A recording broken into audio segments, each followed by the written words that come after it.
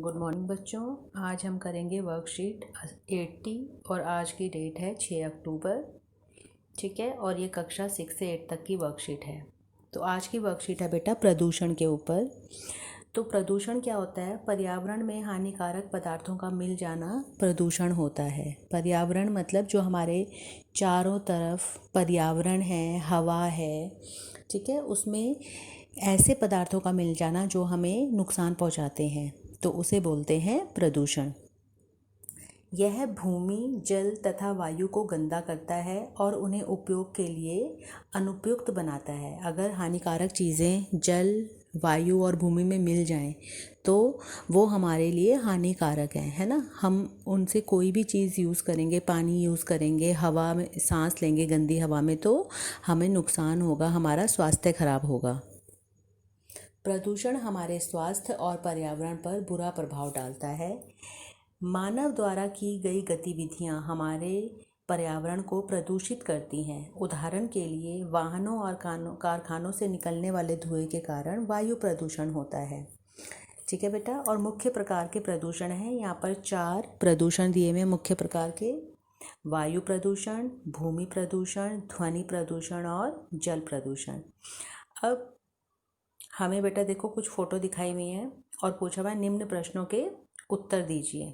तो पहला है, निम्न चित्रों में दिखाए गए प्रदूषण के प्रकार को पहचानें और लिखें। तो बेटा सबसे पहला वायु प्रदूषण है। ठीक है, यहाँ पर आप वायु लिखोगे। इसमें देखो आपको फैक्ट्रियों और कारखानों से निकलने वाला धुआं दिखाई दे रहा है ना। ये गंदा धुआं हमारी हवा में मिल रहा है और हवा को ख़राब कर रहा है। फिर इसी हवा में हम सांस लेते हैं, तो हमारे लिए कितना हानिकारक है।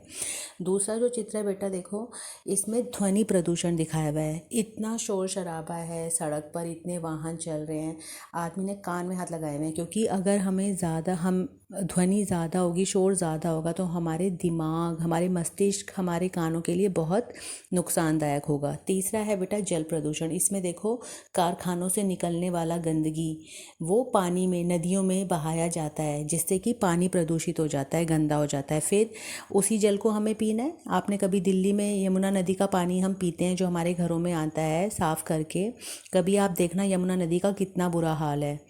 मतलब ऐसा लगता है जैसे गंदा नाला हो। तो ये जल प्रदूषण है। ठीक है बेटा, और आप सोचो उसी का पानी हम पीते हैं। ठीक है, चाहे कितना ही पानी को प्योरीफाई, शुद्ध करके हमें दिया जाए, लेकिन कुछ ना कुछ कमी तो, कुछ हानिकारक तत्व तो पानी में रह ही जाते हैं। और सबसे लास्ट में दिखाया हुआ है बेटा भूमि प्रदूषण। भूमि में जो हम, जैसे आपको पता है, प्लास्टिक वगैरह दबा देते हैं, है ना, तो ये सारे ज़मीन के लिए, धरती के लिए बहुत ख़राब है, नुकसानदायक हैं। और जब इसी भूमि में, ठीक है, फसल उगाई जाती है, तो वो सारी गंदगी फसलों के माध्यम से हमारे अंदर आती है। तो प्रदूषण तो बेटा किसी भी प्रकार का हो, हमारे लिए बहुत ज़्यादा हानिकारक है। अब अगला क्वेश्चन है, अपने परिवार के सदस्यों के साथ दिल्ली में वायु प्रदूषण के कारणों पर चर्चा करो और इसे कम करने के कुछ तरीके लिखो। तो बेटा इसका उत्तर मैं आपको भी बताती हूँ। तो दिल्ली में वायु प्रदूषण के कारण है बेटा, पेट्रोल और डीजल से चलने वाले वाहन, है ना, उनका धुआं हवा में मिलता है। दिल्ली में चल रहे निर्माण कार्यों के कारण होने वाले धूल के कण। अब दिल्ली में हर जगह कुछ ना कुछ कंस्ट्रक्शन हो रही है, कहीं मेट्रो बन रही है, कहीं पर बड़ी बड़ी बिल्डिंगें बन रही हैं, कहीं पर मॉल बन रहे हैं। ठीक है, तो कहीं पर भी कंस्ट्रक्शन होती है, कुछ भी निर्माण कार्य होता है, तो धूल, मिट्टी के कण वो हवा में फैल जाते हैं चारों तरफ। ठीक है, फिर फ्रिज और एसी में इस्तेमाल होने वाली गैसें और कारखानों से निकलने वाला धुआं, और भी कई सारे कारण हैं, है ना। आप भी 2-4 कारण अपने आप सोचकर लिखिए।